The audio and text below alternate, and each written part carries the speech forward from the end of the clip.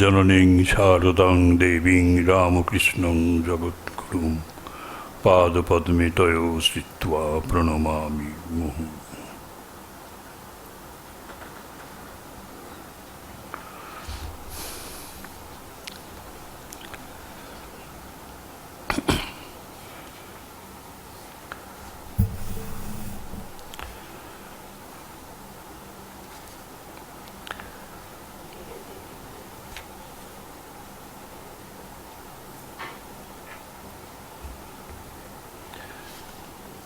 আপনাদের সকলকে স্বাগত জানাই। 26/6 আমরা শেষ আলোচনায় ছিলাম।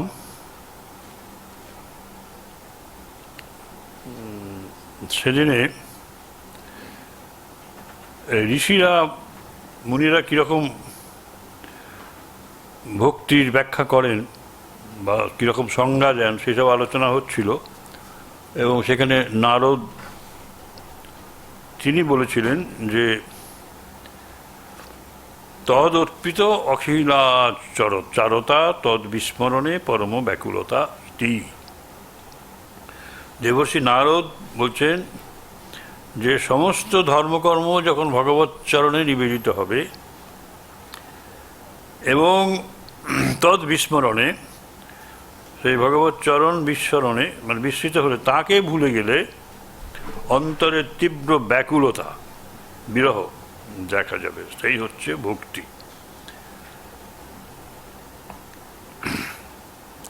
তাহলে যাবতীয় কর্ম সব ঈশ্বরে সমর্পণ করার নামই ভক্তি। আর তাকে কখনো কখনো যদি ভুলেও যায় তীব্র বেদনা জাগবে অন্তরে।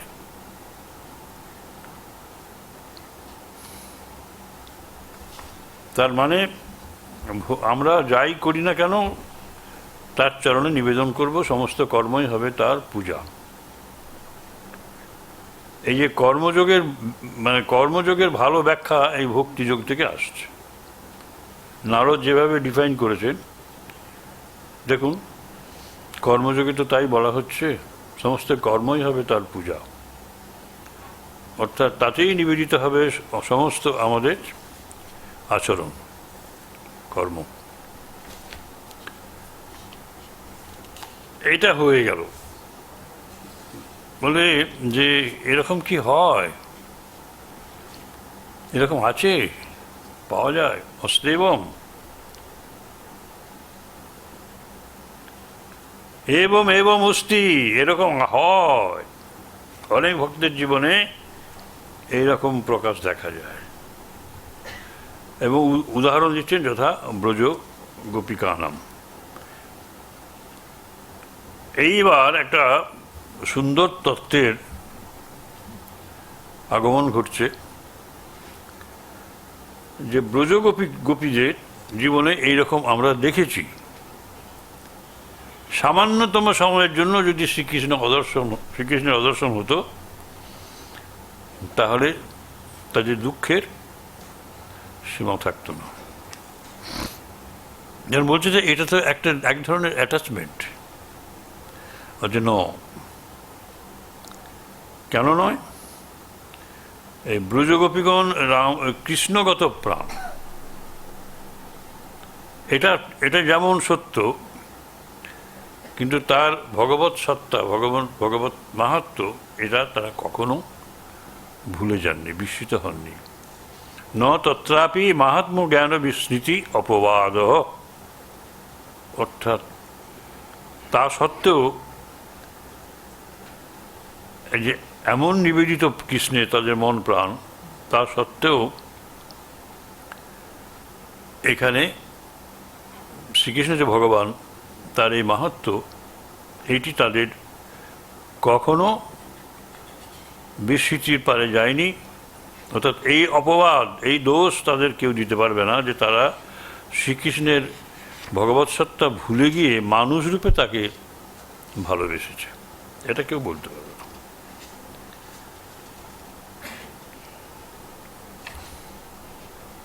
বলছেন একটা আশঙ্কার কথা বলছেন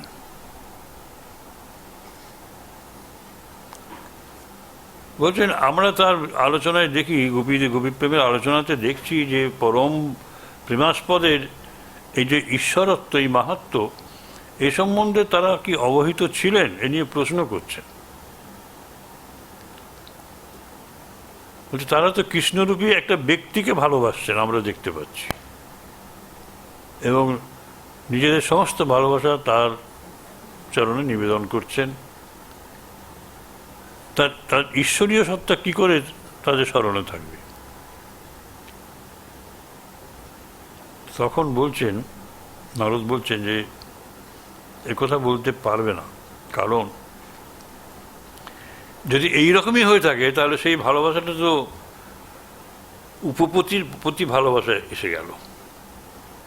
কৃষ্ণকে তো ব্যক্তিরূপে কেউ ভালোবাসছে না,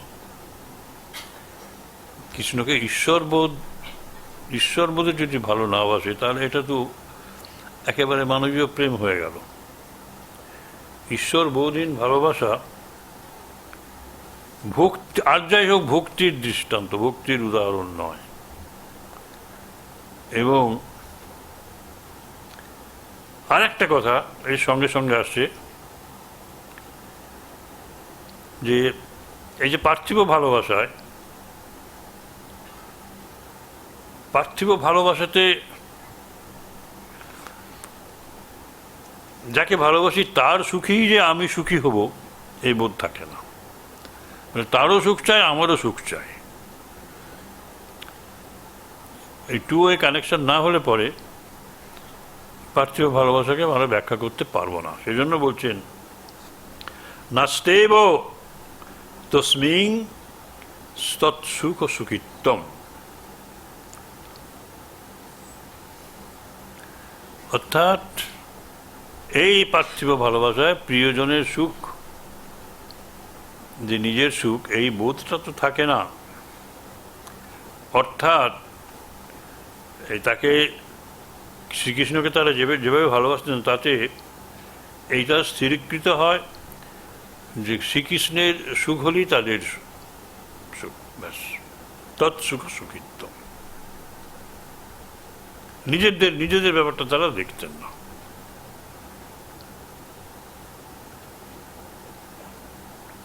অর্থাৎ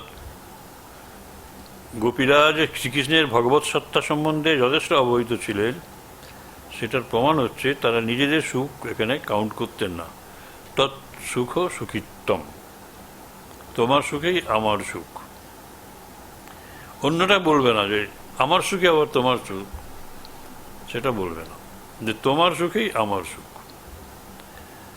এটা ভগবৎ প্রেম ছাড়া সম্ভব নয়। শ্রীকৃষ্ণ অনেক বড় মহৎ মানুষ, সব আছে, কিন্তু তার কাছে তাদের কাছে এইগুলোর অত মূল্য ছিল না। তাকে তারা ভালোবাসতেন তার সুখ হবে বলে, তার জন্যই তাকে ভালোবাসতেন। পরম ঐশ্বর্যবান বলে যে তাকে ভালোবাসা হতো তা নয়।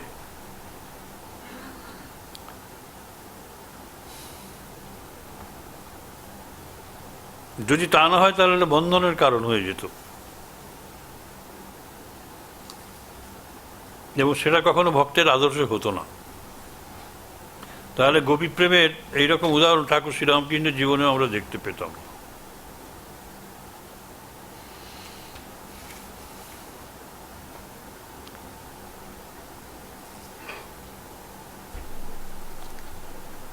এখন আপনারা হয়তো মানে একটা প্রশ্ন করতে পারেন, যে সেটা হচ্ছে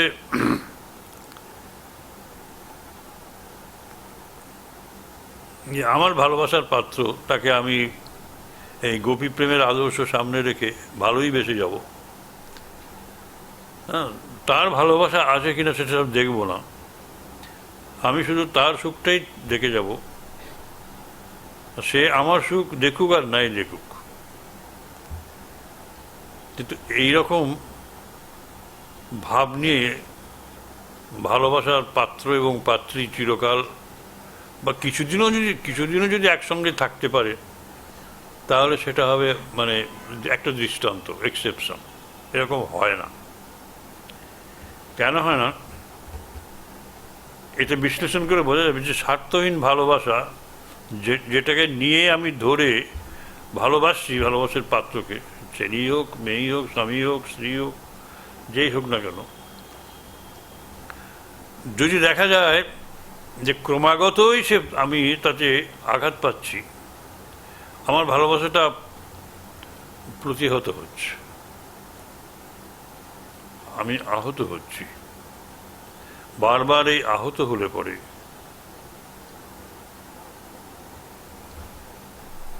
যদি প্রতিদান না পাওয়া যায়, এখন ভালোবাসার মধ্যে দোকানদারি নেই সেটা ঠিক, কিন্তু সেটা তো অপার্থিব ভালোবাসা, সেটা তখন বলছেন স্বামীজি প্রতিদান কিছু চায়, আমি প্রতিদান ছাড়া আমি অবহেলিত হয়ে যাচ্ছি, আমার ভালোবাসাটা প্রতিহত হচ্ছে বারবার, আমার কাছে কিছু আসছে না, সোজা কথায় শেষকালে কিন্তু বিরূপতা আসে, সে ছেলেই হোক, মেয়েই হোক, পুত্র হোক, পুত্রবধূ হোক, কন্যা হোক, জামাতা হোক, স্বামী হোক, স্ত্রী হোক, এ হবে। এবং সেই বিরূপতা ক্রমাগত যদি প্রতিদান পাওয়া তো দূরের কথা, প্রতিহত হচ্ছে, বিরূপ মন্তব্য, তখন বিদ্বেষ, বিতৃষ্ণা এগুলোই জীবনকে গ্রাস করে।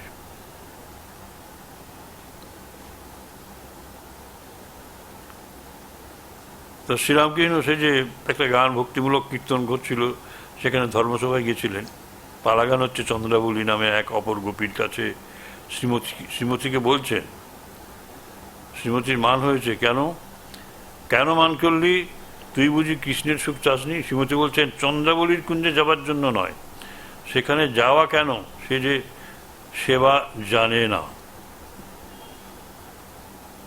এই শ্রীরাধা যিনি নিঃস্বার্থ প্রেমের প্রকৃষ্ট উদাহরণ হচ্ছেন, শ্রীরামকৃষ্ণ কথামৃত বলছেন, তিনি হচ্ছেন, তিনি এই কথা বলছেন যে আমার কৃষ্ণ সে চন্দ্রাবলীর কাছে গিয়েছে বলে আমি যে মান করেছি তা না, সেখানে যাওয়া কেন, সে যে সেবা জানে না, হচ্ছে মানবিকভাবে পার্থিব ভালোবাসার দ্বারা শ্রীকৃষ্ণকে পেতে চায়।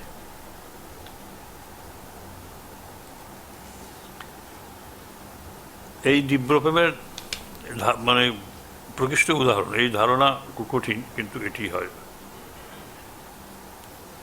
একটি ঘটনার কথা উল্লেখ আছে যে শ্রীরামকৃষ্ণ জীবনের একটি ঘটনা, তিনি একদিন ঘোড়ার গাড়িতে করে যাবার সময় একটা মদের দোকানের সামনে দিয়ে যাচ্ছেন, মদ খেয়ে কয়েকজন মাতলামি করছে, সেই দৃশ্য দেখে তার সমাধিস্থ অবস্থা।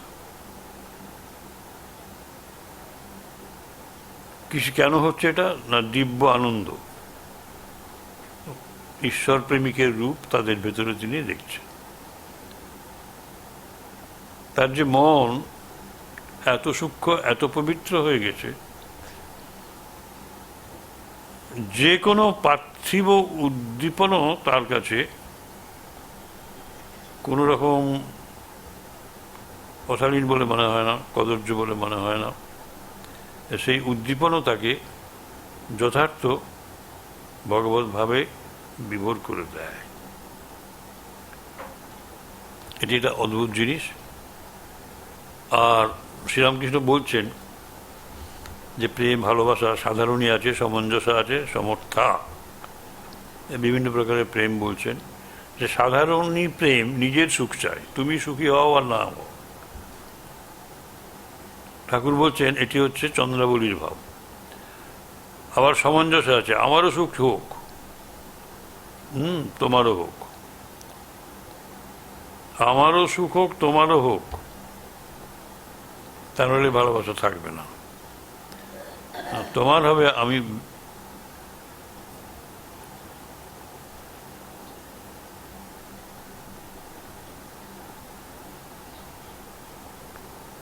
কিছুই পাবো না, এটা তো হতে পারে না, বেশিক্ষণ থাকবে না, এটা বললাম আগে। আর হচ্ছে তৎসুখ সুখিত্তম,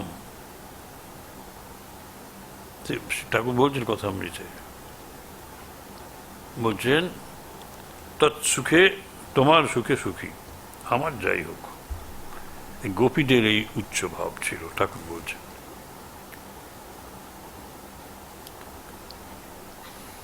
অর্থাৎ নিজের কোনো চাহিদাও থাকে না, একমাত্র উদ্দেশ্য ভালোবাসার পাত্রকে সুখী করা। এই হলো প্রেমের লক্ষণ। এতে দুটো জিনিস কাজ করে, এটি পড়া প্রেম, মমত্ববোধ এবং আমিত্ববোধ। আমি তাকে ভালোবাসি, তিনি আমার। অর্থাৎ ভক্ত এবং ভগবান দুজন একেবারে অবিচ্ছেদ্য বন্ধনে যুক্ত। ভক্তের স্বতন্ত্র সত্তাই যেন নেই। এই আমিকে ঠাকুর বলছেন পাকা আমি, এই ভক্তের আমি। আমি ভগবানের সেবক, আমার আর কিছু নেই। এই আমি, স্বার্থপর ভাবনা কিচ্ছু নেই। এই আমিত্ব আর মমত্ব হচ্ছে ভগবান আমার, মম আমার। তাহলে প্রথমটা যদি হয় অহং, মানে দিব্য অহং, ভক্তের আমি, পাকা আমি।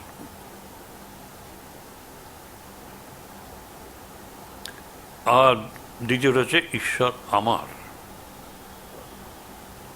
সমস্ত ভালোবাসাটা ঈশ্বরের প্রতি ধাবিত হচ্ছে এই জন্যই যে তিনি আমার। তিনি আমার, আর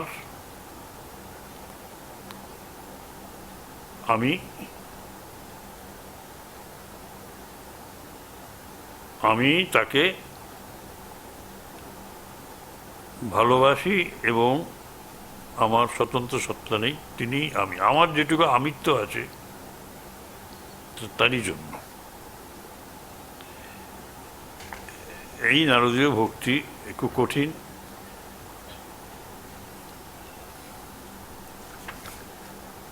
আর একটা কথা, সেটা অবশ্য মানে ভাগবতের দশম স্কন্ধে খুব ভালো করে সব লিপিবদ্ধ আছে, যে ধরুন এই যে বাৎসল্য ভাব, তাস্যভাব, এইসব নানা রকম যে আছে, এগুলো যে পরপর একজনের জীবনে আসবে তা তো না, এক জীবনে একটা ভাব নিয়ে থেকে গেল, সেটাই উদাহরণ হয়ে থাকলো, সেটা আছে।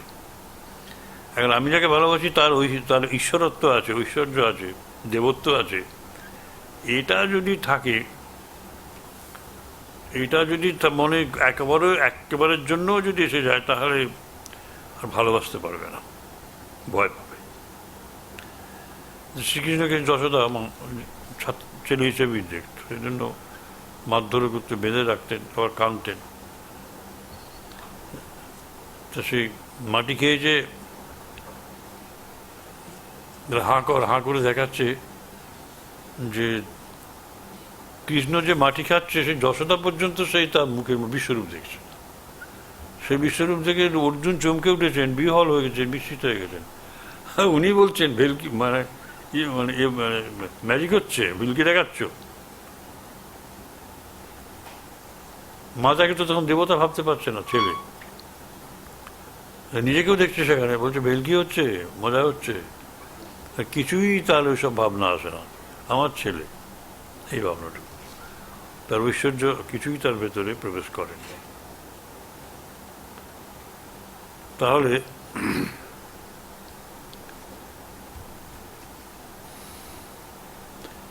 এখন এই যে অর্থাৎ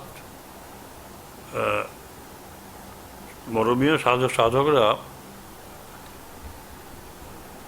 এই বৈষ্ণবতন্ত্র আছে বা শাক্ততন্ত্র, এইসব আছে, তো মরমীয় সাধকদের ভেতরে এইরকম নারী এবং পুরুষ সাধক সাধিকা এরা সব যুক্ত থাকেন একসাথে, এবং জীবাত্মা নারী ঈশ্বরের সঙ্গে তার ঘটে,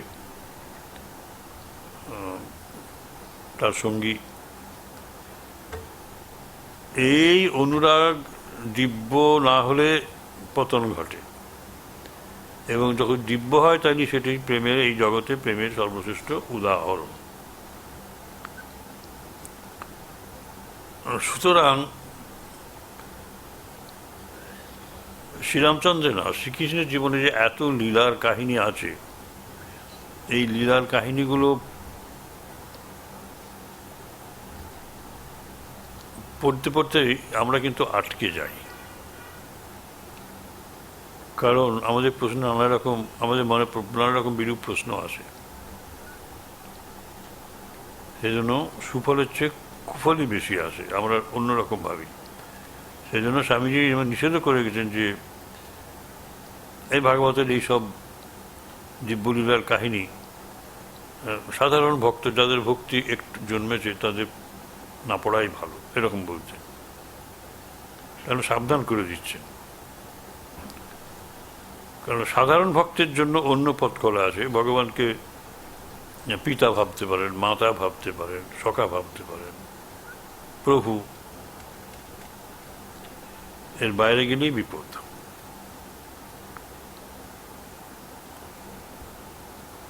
তা স্বামীজির এইরকম মত।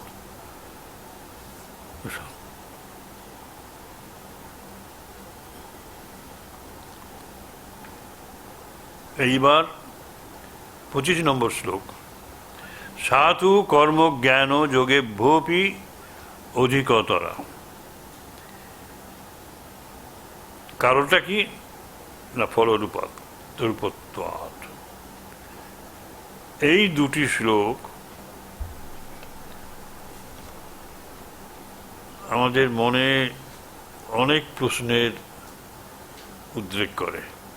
এই দুটি শ্লোক, সা মানে সেই ভক্তি, কর্ম, জ্ঞান এবং যোগ, এই সব মার্গের চেয়েও সেরা, শ্রেষ্ঠ, অধিকতরা।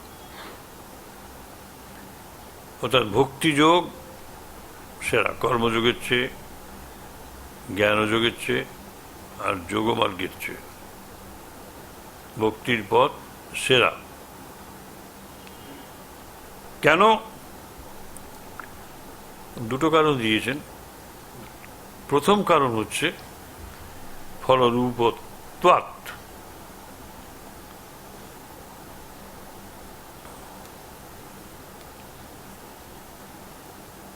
এই আসল শুরু হলো আর কি ভক্তির সূত্র। ভক্তির সূত্রের আগে যেগুলি আমরা পেয়েছি, আগের 24টা সূত্রে কি পেয়েছি? 24টা সূত্রে হচ্ছে যে 3টে বিষয় পেয়েছি। পরাভক্তির সংজ্ঞা দিয়েছে, সাধু পরম প্রেম, সেটা বলা আছে। আর পরাভক্তির সংজ্ঞা প্রথম 6টা সূত্রে। পরবর্তী 8খানা সূত্রে ভক্তি লাভের জন্য যে সর্বস্ব ত্যাগ করতে হবে সেই কথা আলোচনা আছে। আর শেষের 10টি সূত্র, 8 × 14 আর 10 × 24, সেখানে আচার্যদের, বিভিন্ন ঋষি মুনিদের অভিমত ভক্তি সম্বন্ধে, পরাভক্তি সম্বন্ধে এইসব দেখানো হয়েছে, যেটা বললাম এতক্ষণ।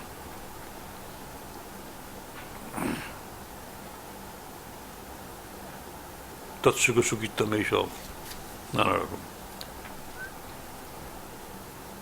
তা এইবার কি বলবেন? এই 25 থেকে শুরু হলো।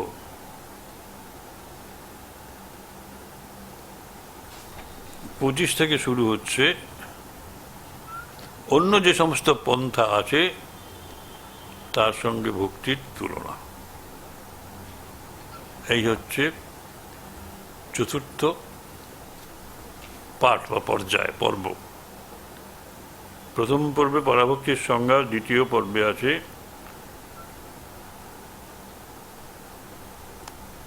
ভক্তি লাভের জন্য কি করতে হবে, আর শেষ 10টি সূত্রের তৃতীয় পর্যায়ে আছে পরাভক্তি সম্বন্ধে বিভিন্ন আচার্যদের অভিমত। নারদও কি বলেছেন সেটাই বললাম। এইবারে চতুর্থ পর্ব, এই পর্যায়ে শুরু হচ্ছে যে সাধু ভক্তি, জ্ঞান, কর্ম, যোগে ভোপি অধিকতরা। কারণ হচ্ছে ফলরূপত্বাৎ। ফল, ফল দেখে আমরা বুঝতে পারি কোনটা ভালো কোনটা কম ভালো। কি ফল? ভক্তিকে নিয়ে, ভক্তিযোগ যারা নিয়ে থাকেন তারা ভক্তিটাই সাধন, ভক্তিটাই সাধ্য। মানে আমাদের ভক্তিটাই হচ্ছে সাধন, ভক্তি নিয়ে আমরা এগোচ্ছি, কিন্তু ওই ভক্তি হচ্ছে আমাদের সাধনের লক্ষ্য। এই জিনিসটা আমাদের মাথায় সহজেই কিন্তু ঢুকে যায়, সহজেই ঢুকে যায়। ভক্তি বলে তোমার ভক্তি লাভ হোক, ভগবান লাভ হোক বলা হয় না, ভক্তি লাভ হোক। আমি ভক্তিপথে আছি ভক্তি লাভের জন্য, কিন্তু সেভাবে কি বলা যায় কর্মমার্গে আছি কর্মলাভের জন্য, জ্ঞান মার্গে আছি জ্ঞান লাভের জন্য? জ্ঞানটা আলাদা, যেটা সাধন, শ্রবণ মনন নিধিধ্যাসন এইসব যে করি, সে জ্ঞান মার্গে তো আলাদা সবই রয়েছে, কারণ আছে, সাধনা আছে। সাধনা এবং সিদ্ধি দুটো আলাদা। যোগমার্গেও সাধনা আছে, যম নিয়ম প্রাণায়াম এইসব নানা রকম আছে না, ধারণা ধ্যান সমাধি এসব নানা রকম সব আছে। তাতে যোগমার্গে আমাদের উত্তরণ ঘটে। কারণগুলো আলাদা, উপায়গুলো আলাদা, আর এগুলো আলাদা। এটা একটা খুব সাধারণ ব্যাপার। এখন এই কথা বলে নারদ ঋষি, নারদ মুনি, দেবর্ষি নারদ আমাদের মধ্যে একটা বিবাদের সূচনা ঘটিয়ে দিলেন। আপনারা ভাবলেন যে নারদ খুব বিবাদ প্রিয়। এই কথাটা বলার অর্থই হচ্ছে যে কর্মযোগ নিয়ে, জ্ঞানযোগ নিয়ে এবং রাজযোগ নিয়ে, অর্থাৎ রাজমার্গ, কর্মমার্গ এবং মার্গ, এটি যারা অনুসরণ করেন তারা সর্বোচ্চ সাধনার মধ্যে নেই, সর্বশ্রেষ্ঠ সাধনার মধ্যে নেই।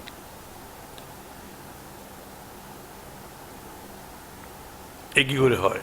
এই যে বক্তব্যটি, এখন এই একটা মাত্র উদাহরণ এখানে দিচ্ছেন, ফলরূপোত্তাদ। ভক্তির ফল ভক্তি। ভক্তি নিয়ে কেন আছি? না ভক্তি লাভের জন্য।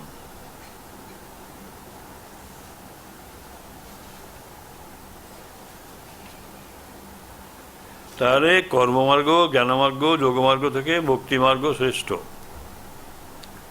ঠাকুরও অনেক সময় এটা বলছেন। বলছেন যে বৈদিক ভক্তি, রাগ ভক্তি, এখানে বিধিনিষেধ আছে, তাকে যথাযথ অনুসরণ করার নামই হচ্ছে বৈদিক ভক্তি। যেমন নিয়ম আছে, এই করতে হবে, আচরণ সব আছে। সাধ্য প্রেম ভক্তি, শুরুতে যা থাকে আচরণের মধ্যে সীমাবদ্ধ, সাধন শেষে তাই হয়ে ওঠে চরম উপলব্ধি। সেজন্য হচ্ছে ভক্তি একই সঙ্গে সাধন এবং সাধ্য, সিদ্ধি। ওই বৈদিক ভক্তি, রাগ ভক্তি তো বৈদিক ভক্তি পরে রাগ ভক্তি বা প্রেম ভক্তিতে রূপান্তরিত হয়ে যায়। এই অর্থে বলছেন যে ভক্তির লক্ষ্য, ভক্তিপথ, তার জন্য কিছু আচরণ আছে, সীমাবদ্ধ আছে, কিন্তু ফলরূপা বললেন, ফল সাক্ষাৎ ফল বলছেন না। ফল একথা বলার কারণ, যে কোনো কর্মের ফল সেটা তো উৎপন্ন বস্তু হবে, কার্য আর কারণ হয়ে গেল, কিন্তু ভক্তি উৎপন্ন বস্তু নয়। ভক্তি আমাদের অস্তিত্বের, আমাদের সত্তার উপাদান। এখন এই কথাগুলো জ্ঞানযোগীরাও বলবেন অন্যভাবে।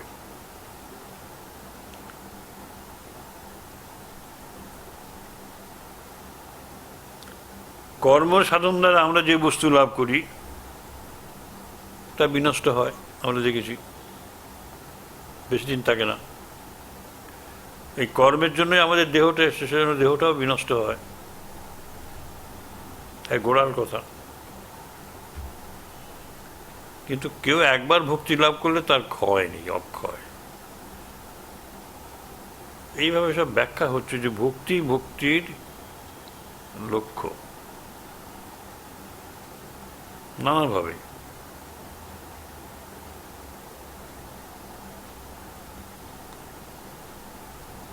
কিন্তু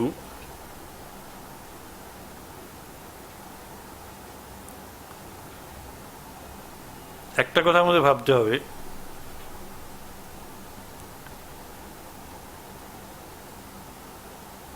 যে এর পিছনে কিন্তু একটাই মানে যুক্তি, খুব জোরালো যুক্তি আছে, যে ঈশ্বর নিত্য বস্তু এবং তার প্রতি যে ভালোবাসা সেটাও নিত্য হয়ে ওঠে।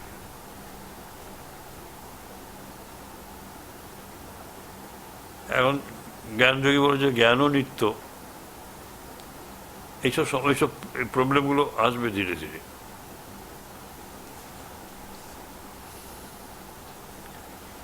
এখন ভক্তিবাদীরা বা নারদ এই কথাই বলছেন, তার মূলে যে কারণটা, জোরালো কারণটা, সেটা হচ্ছে যে মনে হবে হ্যাঁ বৈধি ভক্তি এটা তো একটা সাধন, তার ফলে প্রেমাভক্তি আসছে, পরাভক্তি আসছে। বলছে না, সাধন দ্বারা লব্ধ বলে মনে হলেও তা নয়, এটি নিত্য সিদ্ধ। এটি শুধু প্রকাশিত হবার বা প্রকাশ পাবার অপেক্ষায় থাকে। ভক্তিবাদী নারদকে অবলম্বন করে এইসব বলেন যে কর্ম, জ্ঞান বা যোগের সাধনার যে ধারাটা আছে, যেমন যেগুলো বললাম, যে পদ্ধতিটা আছে, ধারণা, ধ্যান, সমাজ, ওই যে যম নিয়ম, এইসব কর্ম নিষ্কাম কর্ম করো, এইসব, এই যে ফল, ওরা বলছে যে বিশেষ ফল তো উৎপন্ন করে, যার ফল আছে সেটা ধ্বংস হবে, যার পিছনে কারণ আছে এটা নিষ্কারণ। কিন্তু আমরা যখন জ্ঞান মার্গের বা জ্ঞান পথের, জ্ঞান যোগের আলোচনা করি, এই বিচার পথ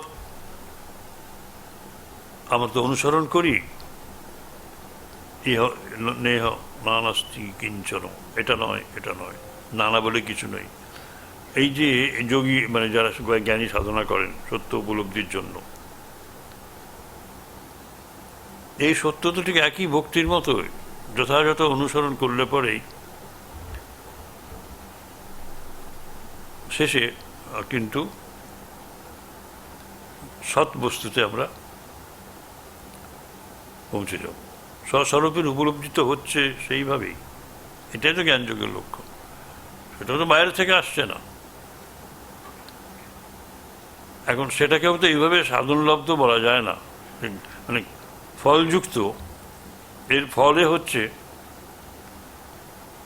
তাহলে এই বৈধ ভক্তির ফলে হচ্ছে, এটা সেটা বলতে পারি, ঝগড়াঝাটি হবেই। অজ্ঞানের আবরণ সরে গেলেই জ্ঞানের প্রকাশ ঘটছে স্বয়ং সতই, তাহলে জ্ঞানকেই আমরা উৎপন্ন বস্তু বলতে পারি না। আপনারা বলছেন ভক্তি আমার ভেতরেই ছিল, ঈশ্বর নিত্য, আমার প্রেমও নিত্য, ভক্তি নিত্য, ঠিক। ভক্তি আমার ভেতরে পরাভক্তি, বৈধ ভক্তি পরাভক্তিতে রূপান্তরিত হয়ে গেল, এটা কোনো ফল উৎপন্ন বস্তু নয়। তো সেই জ্ঞান হতে, অজ্ঞান চলে গেল, জ্ঞানের শতপ্রকাশ হচ্ছে, এটাও তো উৎপন্ন বস্তু নয়।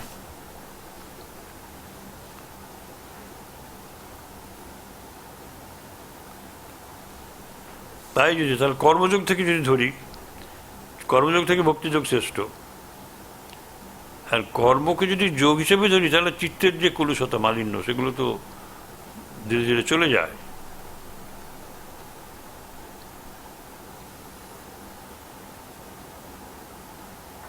কর্ম একটা সাধন পন্থা, চিত্তের কলুষতা মুক্ত করে। কর্ম তো নিজে শুদ্ধ নয়, অশুদ্ধও নয়। তাই যদি হয় তাহলে এইখানে কর্মমার্গেও তো একই কথা বলা যেতে পারে। নিষ্কাম কর্মের দ্বারা আত্মবোধে নিজেকে অন্যের মধ্যে দেখা, স্বামীজি যেটা বলছেন, নিজেকে অন্যের মধ্যে দেখা, অপরের মধ্যে নিজেকে দেখো। তার মানে আমাদের আচার মানে আমাদের কর্মগুলো অন্যের প্রতি যে আমাদের চিন্তা ভাবনা,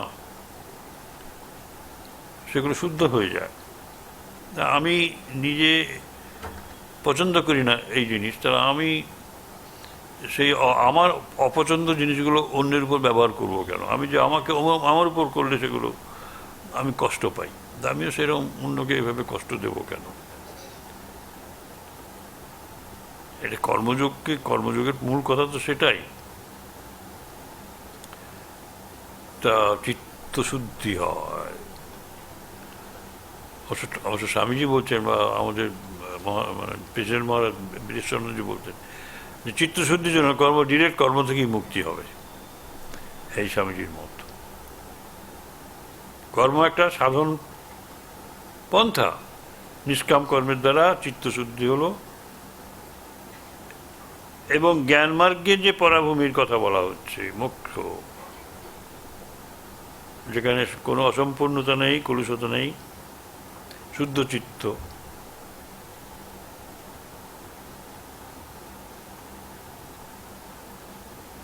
তাহলে তো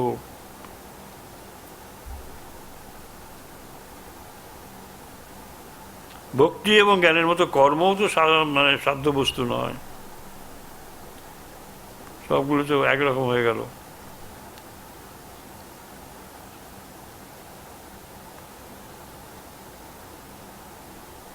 ঠাকুর বলছেন কলিকালে এই শাস্ত্রে যে কর্ম করতে বলা হচ্ছে খুব কঠিন। কলিযুগে ভক্তিযোগ, ভগবানের নামগুলো আর প্রার্থনা, ভক্তিযোগী যুগধর্ম, কলিতে অন্নগত প্রাণ।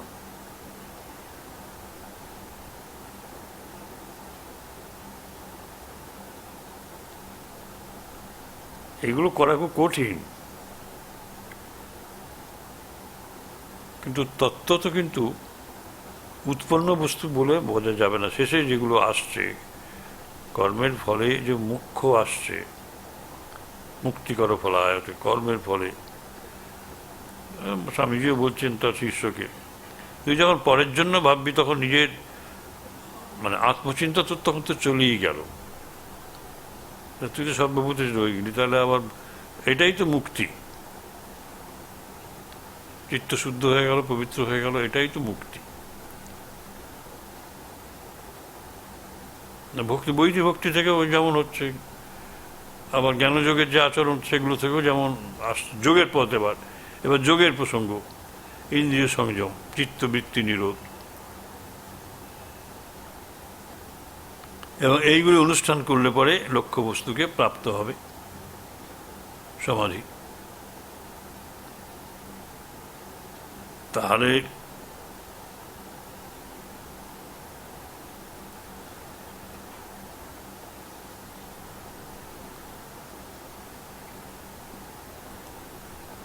তাহলে একটা জায়গায় একটু পার্থক্য রয়েছে সবগুলোর ভেতরে। কারণ আপনি যোগমার্গে যখন সমাধিস্থ হয়ে গেলেন তখন ওই যে পদগুলো যেগুলো ছিল সেগুলোর সাথে আর কোনো সম্পর্ক নেই। যখন জ্ঞানমার্গে যখন জ্ঞানে প্রতিষ্ঠিত হয়ে গেলাম তখন আর অজ্ঞানের যে আবরণ ছিল সেগুলোকে দূর করার জন্য শ্রবণ মনন নির্দেশন ছিল, এই যে পথগুলো, আর এদের চিন্তা ভাবনা করতে হয় না।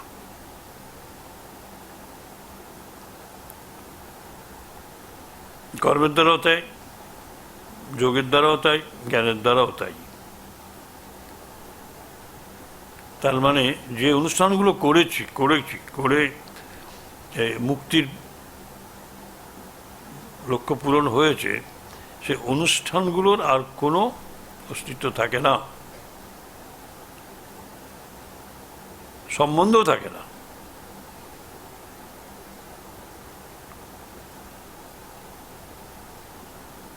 যোগের পথটা সিদ্ধি নয়, কর্মের পথটা সিদ্ধি নয়, জ্ঞানের পথটা সিদ্ধি নয়।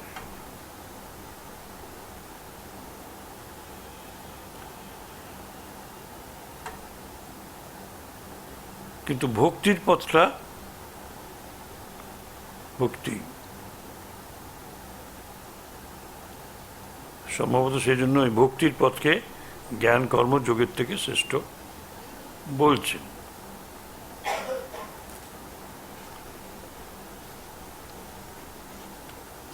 ভক্তের দৃষ্টিকোণ থেকে বলা হচ্ছে জ্ঞান একটা সাধন, কিন্তু সাধ্য নয়। জ্ঞান লাভের প্রয়াস ও জ্ঞান লাভ এই দুয়ের মধ্যে তারা একটা পার্থক্য করে। জ্ঞানমার্গী সাধক যিনি, তার দৃষ্টিতে জ্ঞান এবং জ্ঞেয়র মধ্যে চরমতম কোনো পার্থক্য নেই। পরভূমিতে জ্ঞান এবং জ্ঞেয় এক।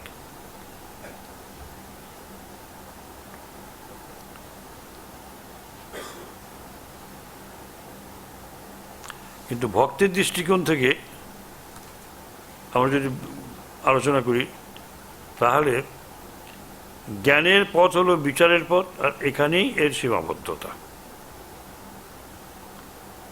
নিত্যানিত্য বস্তুর বিচার হচ্ছে, এটি হচ্ছে সাধন। এটা নিত্য, এটা শুধু বিচার করে যাও, ওর মধ্যে ওর থেকেই আসবে। তারই সাহায্যে অনিত্য বস্তু ত্যাগ করে সাধক নিত্য বস্তু লাভ করে। এই বিচারের মাধ্যমে অনিত্য বস্তু, যেটা জগৎ ত্যাগ হয়ে গেল, এই আনো ই আনো ই আনো, নেহ নেহ, এই এবার এটাই এই ইটি ইটি, এর নাম তো মোক্ষ।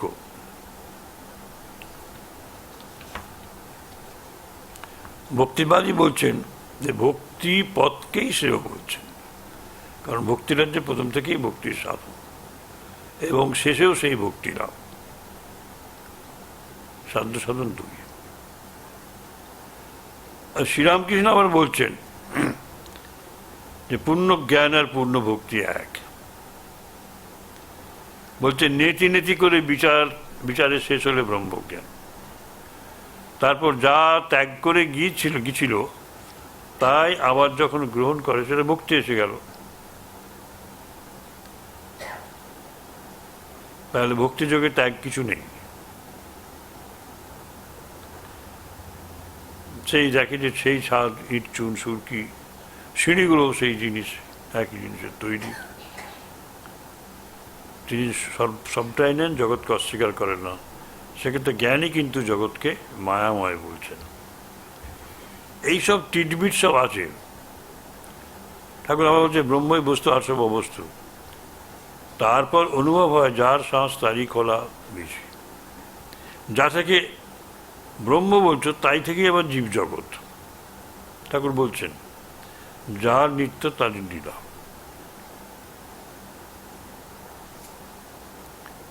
সাধ্য সাধনা এইসব এক হয়ে যাচ্ছে। দুটি মধ্যে পার্থক্য কোথায়? সাধনার গোড়াতে বিচার এর সাহায্যে অনিত্য বস্তু ত্যাগের কথা বলা হলো।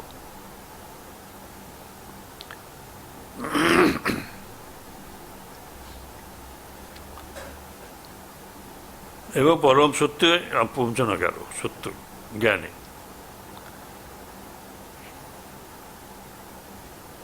এবং তখন তিনি বলছেন পরম তত্ত্বই একমাত্র নিত্য সত্য, সৎ, পরিদৃশ্যমান জগৎ অনিত্য। সুতরাং অনিত্য বস্তু ত্যাগের দ্বারাই পরাপ্রাপ্তি সম্ভব। আর ভক্ত বলছেন কিছুই ত্যাগ করার প্রয়োজন নেই, কারণ সবই ঈশ্বর। ঠাকুর যেটা বলছেন তারই শ্বাস, তারই খোলা, তারই বীজ। তিনি সর্বত্র বিরাজমান। তিনি আমাকে বিশ্বজগৎকে সব আবৃত করে আছে। তিনি ছাড়া কোনো বস্তুর অস্তিত্ব নেই। আর জ্ঞানী বলছেন যে জগতের কোনো পৃথক অস্তিত্বই নেই। যাকে জগৎ বলছে তা ব্রহ্মই। একমাত্র এক সৎ বস্তু আছেন, ব্রহ্মবস্তু তাকেই বিচিত্র রূপে দেখি। জ্ঞানী বলছেন যা দেখছো সত্য, যা দেখছো তার অস্তিত্ব নেই।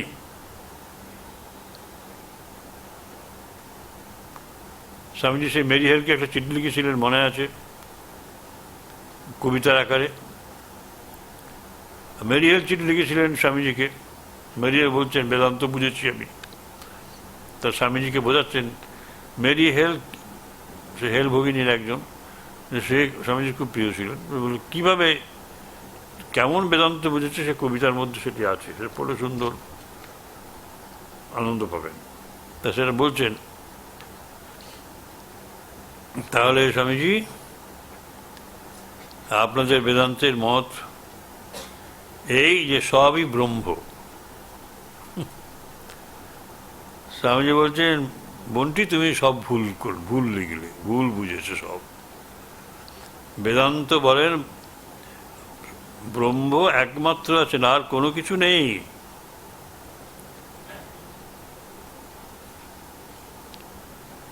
উনি বললেন না, তাহলে বেদান্তের মত এই সবই ব্রহ্ম। যে না, তুমি ভুল করে বুঝেছ। বেদান্ত বলেন ব্রহ্মই একমাত্র আছেন, অন্য কিছুর অস্তিত্ব নেই। সবই ব্রহ্ম এ কথা বলো না, এটা বলে না বেদান্ত।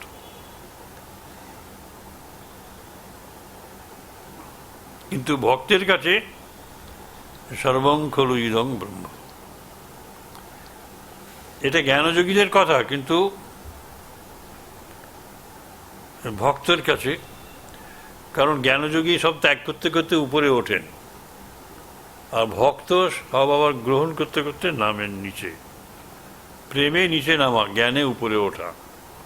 প্রেমে নিচে নেমে সব কিছুকে নেওয়া। এই ঘন্টার মতো একটা, এটাকে নর্মাল ডিস্ট্রিবিউশন কার্ভ বলে। জ্ঞানে ত্যাগ করতে করতে করতে উপরে উঠছি, এটা নয়, এটা নয়, এটা নয়, এটা নয়। তারপর সেই আবার তিনি আবার অবতার হয়ে আসছেন, প্রেমে নামছেন। এখানে ভক্তিতে অবতার, জ্ঞানে ঐশ্বর্য, এইভাবে সব আছে। তা এই নিয়ে ভক্তের দৃষ্টিতে এসব তো হলো। আবার গীতাতে কর্মযোগটাকে, এই কর্মটাকে কর্ম বলে না, যোগ বলে। গীতাতে কর্মকে কখনোই কর্মযোগও বলছেন না, যোগ বলছেন। এবং যারা নিষ্কাম কর্মী, নিষ্কাম কর্মের ফলে মোক্ষ লাভ করেছেন তাদেরকে যোগী বলা হচ্ছে, কর্মযোগী। আত্মৌপম্যেন সর্বত্র সমং পশ্যতি অর্জুন সুখং বা যদি বা দুঃখং স যোগী পরম মত। সেই কর্মযোগী।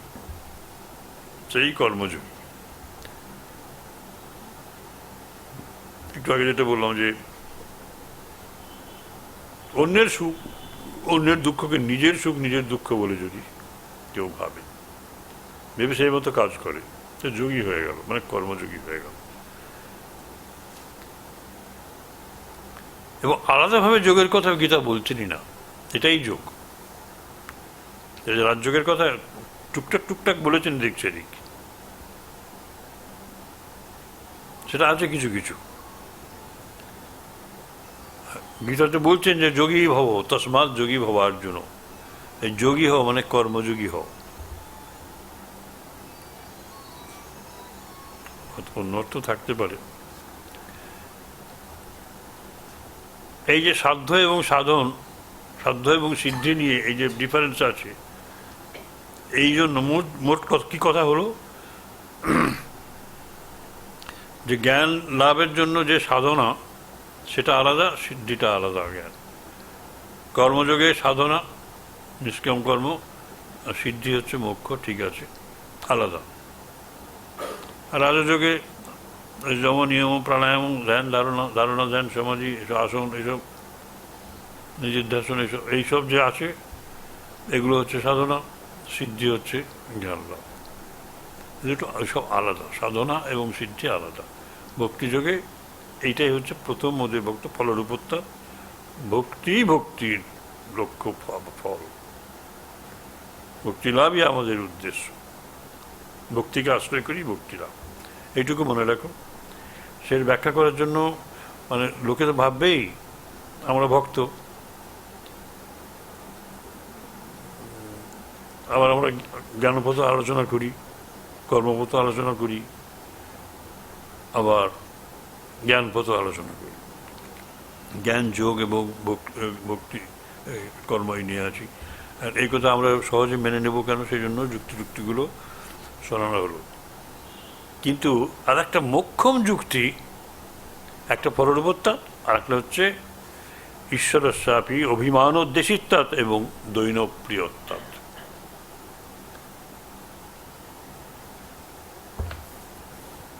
এইটা তো অনেকেরই, এটা নিয়েও অনেকের আপত্তি থাকবে।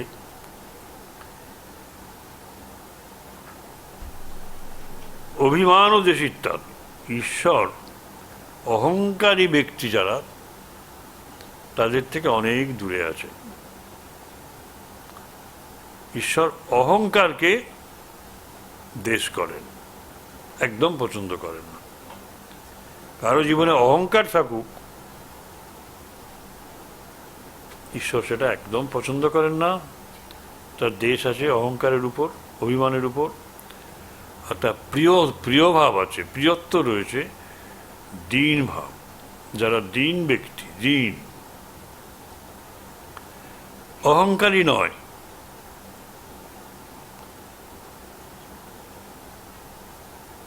ঈশ্বর তাদেরই বেশি ভালোবাসে।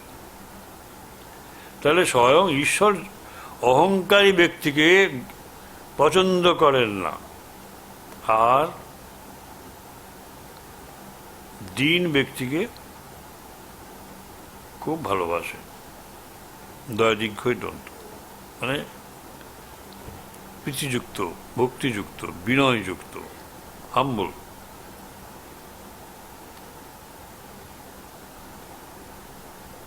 অদ্ভুত জিনিস। তা কেউ বলে না যে আমি ব্রহ্ম, অহং ব্রহ্মাস্মি। এইটা আসলে আর কি মাথাতে, অহং ব্রহ্মাস্মি। আমি, কেউ যখন বলেন, বলি বাবা তোমার এত অহংকার, ঈশ্বর তোমার হাত থেকে অনেক দূরে আছে, তোমার কিছুই হয়নি। কারণ ঈশ্বর অহংকারকে ঘৃণা করে। আর অহংকার যারা আছে, সে অহংকারী, আমি ব্রহ্ম।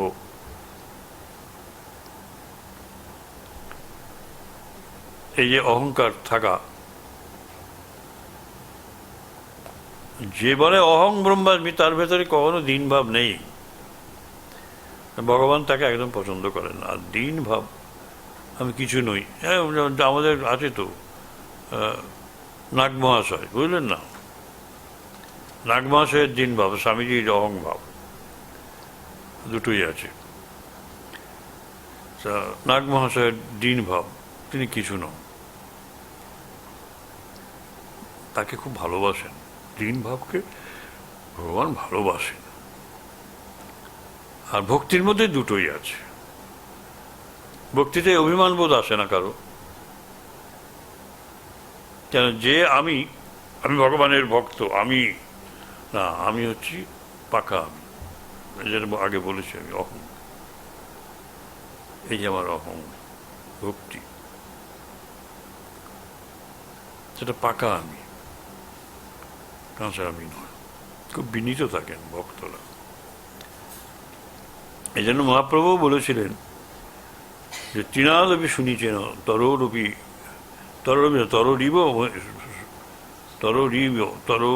সহিষ্ণুনা,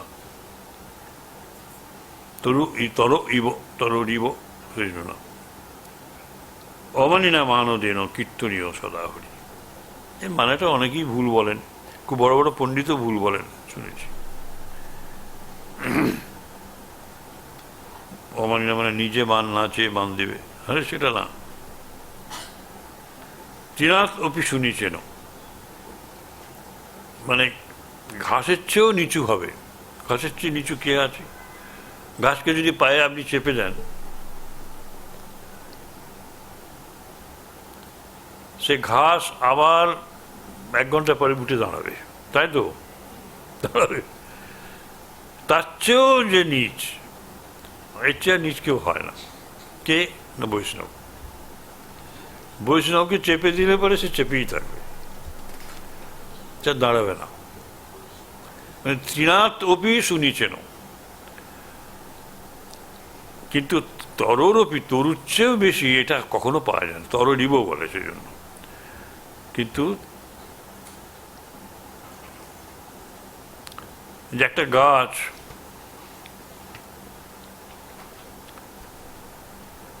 গাছ, তাকে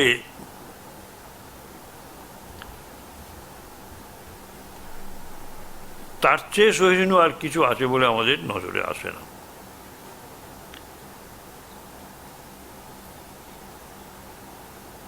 বৃক্ষের থেকেও সহিষ্ণু কিছু নেই, বৃক্ষের মতো সহিষ্ণু হতে হবে।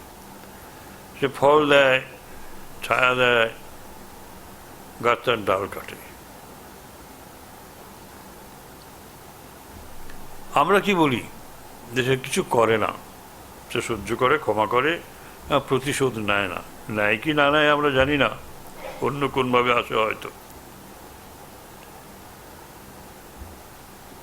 কারণটা কি? যে প্রতিবাদের ক্ষমতা তার নেই, সে জ্ঞাতসারে ক্ষমা করে না। এটাই ঠিক, এটা বলাই ভালো। প্রতিবাদের সামর্থ্য তার নেই, এটা বোঝাবার জন্যই বলছেন আর কি। কেউ অনিষ্ট সাধন করলেও প্রকৃত ভক্ত তার মঙ্গল কামনা করবেন। বিদ্বেষের পরিবর্তে বিদ্বেষ পরায়ণ হবেন না। লোকে যতই অসৎ ব্যবহার করুক, ভক্ত কোনো অপরাধ নেবে না। ভক্তের এই সহিষ্ণুতা, ক্ষমাশীলতা ভগবানকে প্রিয় করে।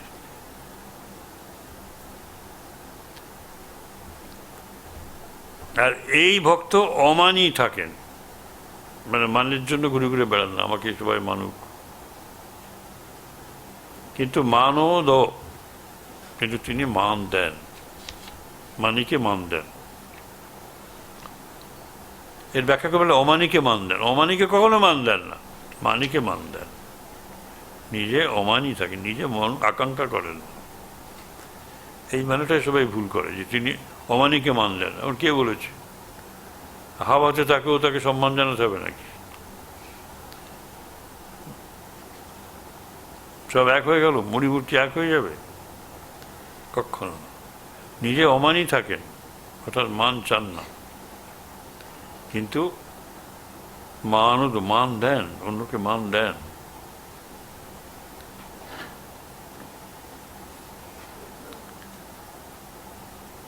এবং এরাই হরির কীর্তনের এরাই যোগ্য। এইটি হচ্ছে সবচেয়ে বড় জ্ঞাতব্য বিষয় আমাদের।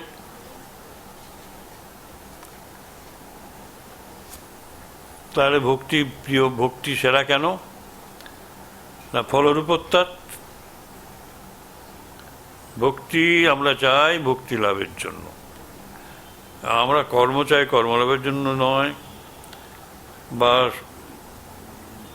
ওই শ্রবণ মনন নির্দেশন করি শ্রবণ মনন নির্দেশনের জন্য নয়। তার ফল একটা আলাদা আছে, জ্ঞান। তা বিচার করি, এটা সত্য নয়, এটা সত্য নয়, এটা সত্য নয়, বিচার করি। যা দেখছি তা সত্য নয়, সব বিচার করে করে যেটা থাকে সেটাই। ওই যেগুলো পেঁয়াজের খোসা ছাটা ছাড়া যেটা থাকে সেটা কিছুই নাই, আমাদের ইন্দ্রিয়ের ভেতরে সেটা নয়, ব্রহ্মস্বরূপ। তাহলে এই বিচারটাই কিন্তু আমাদের লক্ষ্য নয়। ও জ্ঞান যেটা এরা বলে যে প্রডিউস করছে না, আবরণ ছড়িয়ে দিচ্ছে। কিন্তু ওরা ওইভাবেই যদি কেউ ভাবে তাহলে তো বিপজ্জনক। এইরকম ভাবুন, যোগের পথ ওই যে যম নিয়ম, আসন, প্রাণায়াম, ধারণা, ধ্যান, সমাধি, এইসব যা আছে, এগুলো তো লক্ষ্য নয়, এগুলো উদ্দেশ্য। লক্ষ্য হচ্ছে নির্বিকল্প সমাধি। সেটা কিন্তু আমাদের ভেতরে শতই আছে। সেগুলো কখনোই কিন্তু উৎপন্ন বস্তু নয়, আবরণ চলে যাচ্ছে। এটা এতক্ষণ ধরে ব্যাখ্যা করা হলো। কিন্তু ভক্তিযোগের মাহাত্ম্যটা প্রতিষ্ঠিত হলো ওইভাবেই যে ভক্তির জন্যই ভক্তি, তোমার ভক্তি লাভ হোক, ভক্তি পথে আছো, ভক্তি লাভ হোক, এই পরাভক্তি লাভ। বৈরী ভক্তি থেকে পরাভক্তি, ভক্তিই আসবে। এই জন্য এক নম্বর। আর দ্বিতীয় নম্বর, যে অন্য সব যোগগুলো যেগুলো আছে সেখানে অভিমান বাড়িয়ে দেয়। হ্যাঁ, আর অভিমান শুধু বাড়াচ্ছে না, অহংকারও বাড়ে এবং দীনতার হানি ঘটে।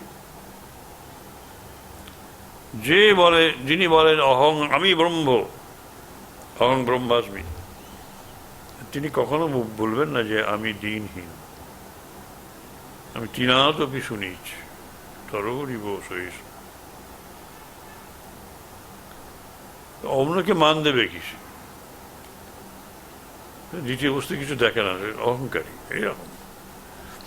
সুতরাং ঈশ্বর নিজে অভিমান বিদ্বেষী। অভিমান কারো থাকলে, অহংকার থাকলে তিনি আঘাত করেন, আর দীনতা থাকলে পরে খুব খুশি হন। তাহলে ভক্তি প্রিয়, ভক্তি শ্রেষ্ঠ। যদি প্রশ্ন আসে তাহলে আপনারা এই দুটো কারণ বলে দেবেন। ফল ভক্তির ফল ভক্তি, অন্যদের ফল অন্য, সাধনগুলো তাদের ফল নয়, পদ্ধতিগুলো ফল নয়। পদ্ধতিগুলো অনুসরণ করে গেলে ফল পাবে একটা। সেটা স্বতঃস্ফূর্ত হতে পারে, সেটা উৎপন্ন নাও হতে পারে, সেটা আমরা বললাম বটে। কিন্তু ভক্তি, বৈদিক ভক্তি ধীরে ধীরে পরাভক্তিতে পর্যবসিত হয়।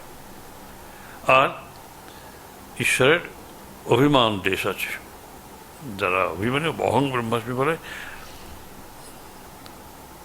এই অভিমান, এটা তার সঙ্গে দীন ভাব নেই, অদীন ভাব আছে। তার দীন ভাবকে তিনি ভালোবাসেন, দৈনপ্রিয়, আর অভিমান উদ্দেশ্যী তিনি। এই সুন্দর আলোচনা নারদীয় ভক্তিসূত্র অবলম্বনে আমরা করলাম। আমরা বিস্তারিত আলোচনা করলাম, তো আমি সিনপসিসটা করে দিলাম শেষে। একেবারে ফলরূপত্যাৎ, অভিমান দেশিত্যাৎ, আর দৈনপ্রিয়ত্যাৎ। তুলনামূলক আলোচনা, নারদীয় ভক্তিসূত্র। জয় মা, হরি ওম তৎসৎ।